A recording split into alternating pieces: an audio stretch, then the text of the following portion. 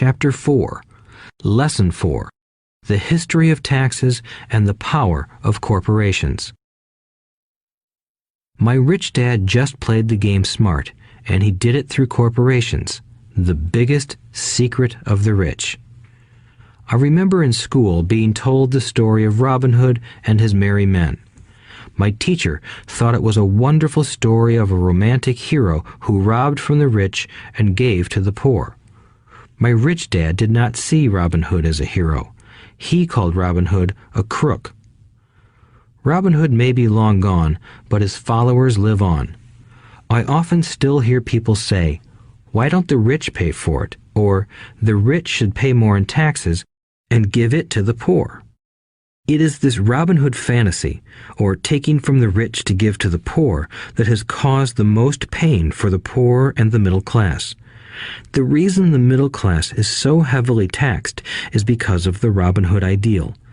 The reality is that the rich are not taxed. It's the middle class who pays for the poor, especially the educated, upper-income middle class. Again, to understand fully how things happen, we need to look at the history of taxes. Although my highly educated dad was an expert on the history of education, my rich dad fashioned himself an expert on the history of taxes. Rich Dad explained to Mike and me that originally in England and America, there were no taxes. Occasionally, there were temporary taxes levied in order to pay for wars. The king or the president would put the word out and ask everyone to chip in. Taxes were levied in Britain for the fight against Napoleon from 1799 to 1816, and in America to pay for the Civil War from 1861 to 1865. In 1874, England made income tax a permanent levy on its citizens. In 1913, an income tax became permanent in the United States with the adoption of the 16th Amendment to the U.S. Constitution. At one time, Americans were anti-tax. It had been the tax on tea that led to the famous Tea Party in Boston Harbor, an incident that helped ignite the Revolutionary War. It took approximately 50 years in both England and the United States to sell the idea of a regular income tax. What these historical dates fail to reveal is that both of these taxes were initially levied against only the rich. It was this point that Rich Dad wanted Mike and me to understand. He explained that the idea of taxes was made popular and accepted by the majority by telling the poor and the middle class that taxes were created only to punish the rich. This is how the masses voted for the law, and it became constitutionally legal. Although it was intended to punish the rich, in reality it wound up punishing the very people who voted for it, the poor and middle class. Once government got a taste of money, its appetite grew, said Rich Dad. Your dad and I are exactly opposite. He's a government bureaucrat, and I am a capitalist. We get paid, and our success is measured on opposite behaviors. He gets paid to spend money and hire people. The more he spends and the more people he hires, the larger his organization becomes. In the government, a large organization is a respected organization. On the other hand, within my organization, the fewer people I hire and the less money I spend, the more I am respected by my investors. That's why I don't like government people. They have different objectives than most business people. As the government grows, more and more tax dollars are needed to support it. My educated dad sincerely believed that government should help people. He loved John F. Kennedy and especially the idea of the Peace Corps. He loved the idea so much that both he and my mom worked for the Peace Corps, training volunteers to go to Malaysia, Thailand, and the Philippines. He always strived for additional grants and budget increases so he could hire more people, both in his job with the Education Department and in the Peace Corps.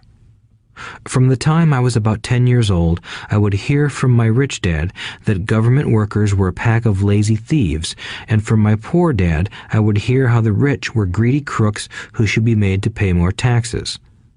Both sides had valid points. It was difficult to go to work for one of the biggest capitalists in town and come home to a father who was a prominent government leader. It was not easy to know which dad to believe. Yet, when you study the history of taxes, an interesting perspective emerges. As I said, the passage of taxes was only possible because the masses believed in the Robin Hood theory of economics.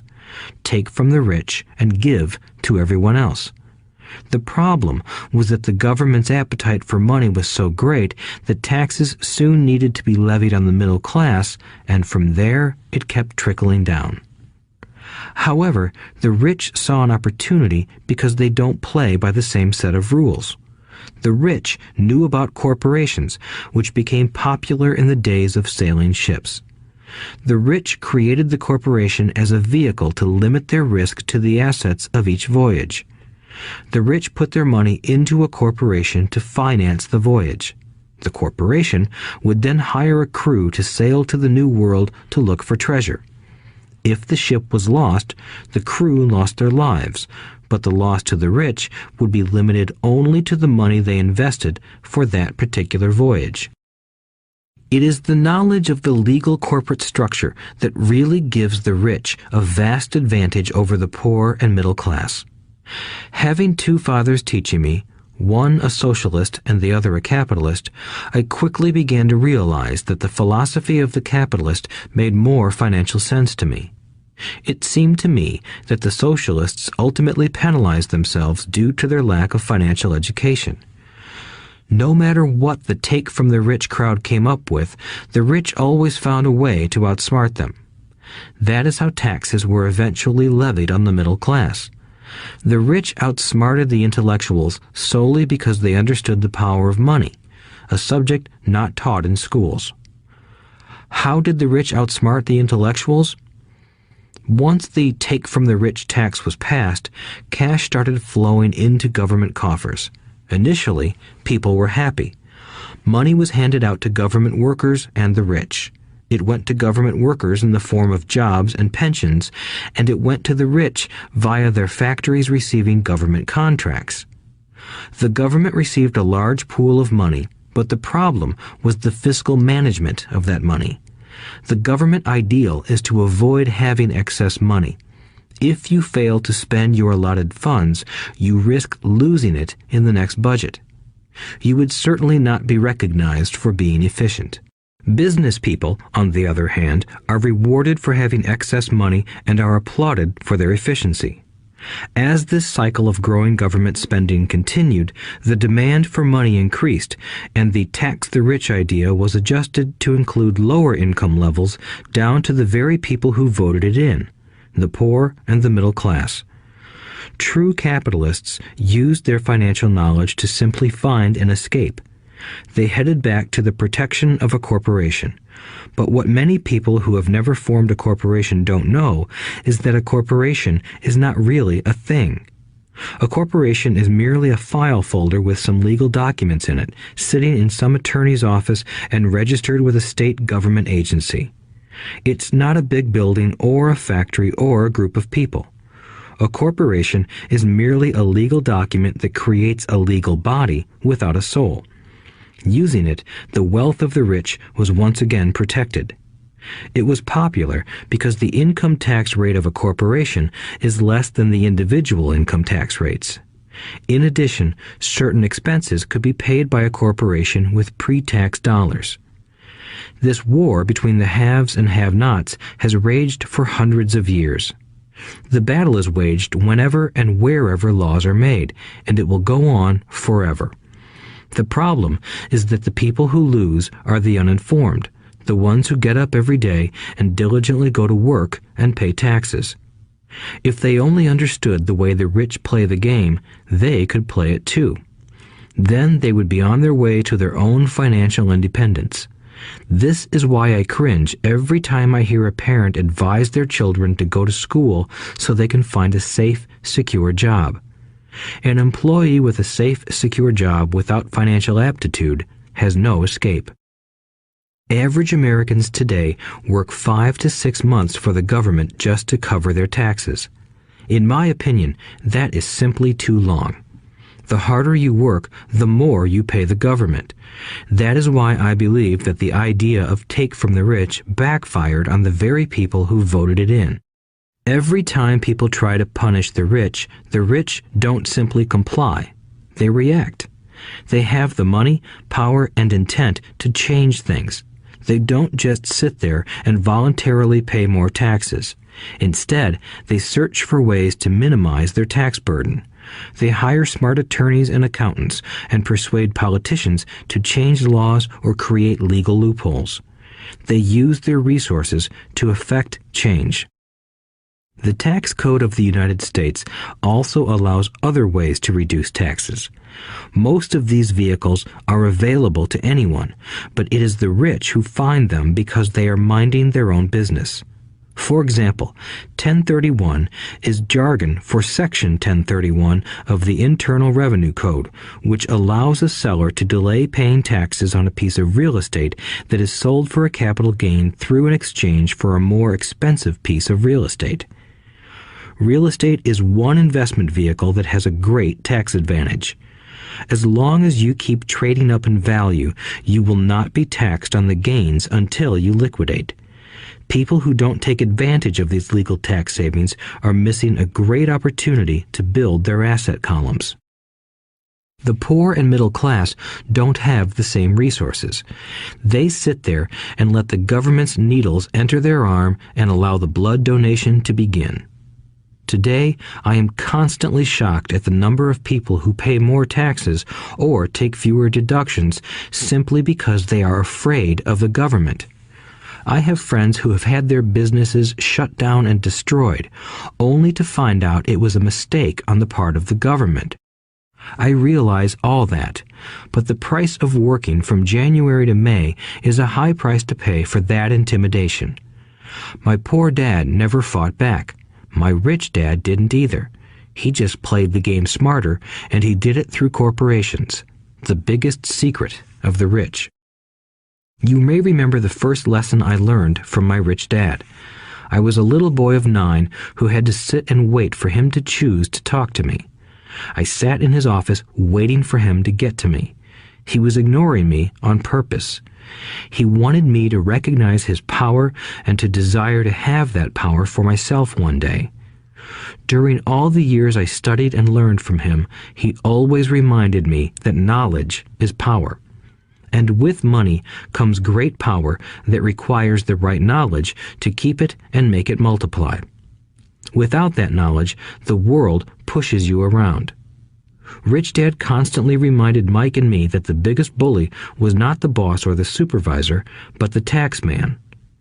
The tax man will always take more if you let him. The first lesson of having money work for you, as opposed to you working for money, is all about power. If you work for money, you give the power to your employer. If money works for you, you keep the power and control it. Once we had this knowledge of the power of money working for us, he wanted us to be financially smart and not let anyone or anything push us around. If you're ignorant, it's easy to be bullied. If you know what you're talking about, you have a fighting chance. That is why he paid so much for smart tax accountants and attorneys. It was less expensive to pay them than to pay the government. His best lesson to me was, be smart and you won't be pushed around as much. He knew the law because he was a law-abiding citizen and because it was expensive to not know the law. If you know you're right, you're not afraid of fighting back, even if you are taking on Robin Hood and his band of merry men. My highly educated dad always encouraged me to land a good job with a strong corporation. He spoke of the virtues of working your way up the corporate ladder. He didn't understand that, by relying solely on a paycheck from a corporate employer, I would be a docile cow ready for milking. When I told my rich dad of my father's advice, he only chuckled. "Why not own the ladder?" was all he said. As a young boy, I did not understand what Rich Dad meant by owning my own corporation. It was an idea that seemed impossible and intimidating. Although I was excited by the idea, my inexperience wouldn't let me envision the possibility that grown-ups would someday work for a company I would own. The point is that, if not for my rich dad, I would have probably followed my educated dad's advice. It was merely the occasional reminder of my rich dad that kept the idea of owning my own corporation alive and kept me on a different path. By the time I was 15 or 16, I knew I wasn't going to continue down the path my educated dad recommended. I didn't know how I was going to do it, but I was determined not to head in the direction most of my classmates were heading. That decision changed my life. It was not until my mid-20s that my rich dad's advice began to make more sense to me. I was just out of the Marine Corps and working for Xerox. I was making a lot of money, but every time I looked at my paycheck, I was disappointed. The deductions were so large, and the more I worked, the greater they became. As I became more successful, my bosses talked about promotions and raises. It was flattering, but I could hear my rich dad asking in my ear, "Who are you working for? Who are you making rich?" In 1974, while still an employee for Xerox, I formed my first corporation and began minding my own business. There were already a few assets in my asset column, but now I was determined to focus on making it bigger. Those paychecks, with all the deductions, made all the years of my rich dad's advice make total sense. I could see the future if I followed my educated dad's advice. Many employers feel that advising their workers to mind their own business is bad for business. But for me, focusing on my own business and developing assets made me a better employee because I now had a purpose.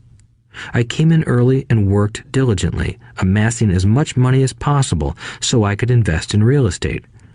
Hawaii was just set to boom, and there were fortunes to be made. The more I realized that we were in the beginning stages of a boom, the more Xerox machines I sold. The more I sold, the more money I made, and, of course, the more deductions came out of my paycheck. It was inspiring. I wanted out of the employee trap so badly that I worked even harder so I could invest more. By 1978, I was consistently one of the top 5 salespeople at the company. I badly wanted out of the rat race. In less than 3 years, I was making more in my real estate holding corporation than I was making at Xerox, and the money I was making in my asset column in my own corporation was money working for me, not me pounding on doors selling copiers. My rich dad's advice made much more sense. Soon, the cash flow from my properties were so strong that my company bought me my first Porsche. My fellow Xerox salespeople thought I was spending my commissions. I wasn't. I was investing my commissions in assets. My money was working hard to make more money. Each dollar in my asset column was a great employee, working hard to make more employees and buy the boss a new Porsche with before-tax dollars. I began to work harder for Xerox. The plan was working, and my Porsche was the proof. By using the lessons I learned from my rich dad, I was able to get out of the proverbial rat race at an early age. It was made possible because of the strong financial knowledge I had acquired through Rich Dad's lessons. Without this financial knowledge, which I call financial intelligence or financial IQ, my road to financial independence would have been much more difficult. I now teach others in the hope that I may share my knowledge with them. I remind people that financial IQ is made up of knowledge from 4 broad areas of expertise. 1. Accounting. Accounting is financial literacy or the ability to read numbers. This is a vital skill if you want to build an empire. The more money you are responsible for, the more accuracy is required, or the house comes tumbling down. This is the left brain side, or the details. Financial literacy is the ability to read and understand financial statements, which allows you to identify the strengths and weaknesses of any business. 2. Investing. Investing is the science of money making money. This involves strategies and formulas which use the creative right brain side. 3. Understanding markets. Understanding markets is the science of supply and demand. You need to know the technical aspects of the market, which are emotion-driven, in addition to the fundamental or economic aspects of an investment. Does an investment make sense, or does it not make sense based on current market conditions? 4. The law. A corporation wrapped around the technical skills of accounting, investing, and markets can contribute to explosive growth. A person who understands the tax advantages and protections provided by a corporation can get rich so much faster than someone who is an employee or a small business sole proprietor. It's like the difference between someone walking and someone flying. The difference is profound when it comes to long-term wealth. Tax advantages. A corporation can do many things that an employee cannot, like pay expenses before paying taxes.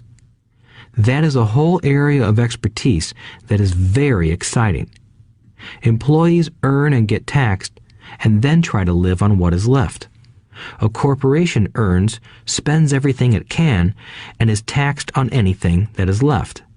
It's one of the biggest legal tax loopholes that the rich use. They're easy to set up and are not expensive if you own investments that are producing good cash flow. For example, by owning your own corporation, your vacations can be board meetings in Hawaii.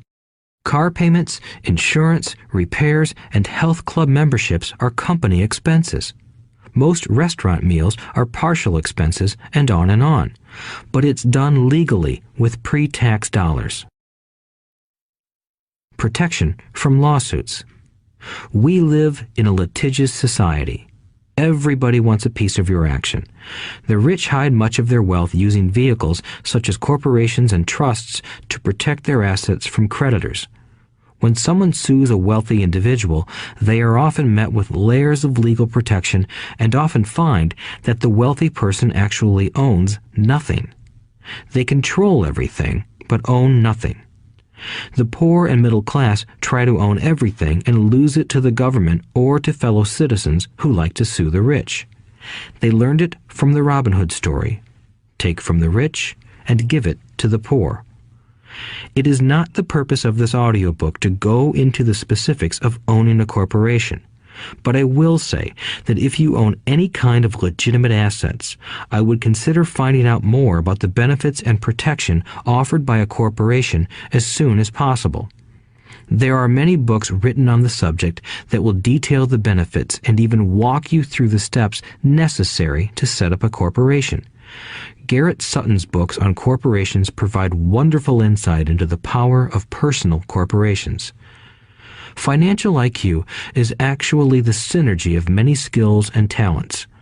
I would say it is the combination of the 4 technical skills listed above that make up basic financial intelligence. If you aspire to great wealth, it is the combination of these skills that will greatly amplify your financial intelligence. In summary, business owners with corporations 1. Earn, 2. Spend, 3. Pay taxes. Employees who work for corporations 1. Earn, 2. Pay taxes, 3. Spend. As part of your overall financial strategy, I recommend that you learn about the protection that legal entities can provide for businesses and assets.